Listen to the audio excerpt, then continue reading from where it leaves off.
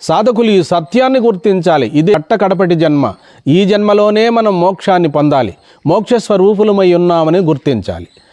అయితే ఈ మార్గములో ఆత్మజ్ఞానం పొందేటందుకు ఏకైకమైనటువంటి కీలక పాత్ర వహించేటువంటి వారు సద్గురువులు. సద్గురువులు అనగా శ్రోత్రియులు, బ్రహ్మనిష్ఠులు. షట్శిష్యులు అనగా సాధన సంపత్తి కలిగినటువంటి వారు.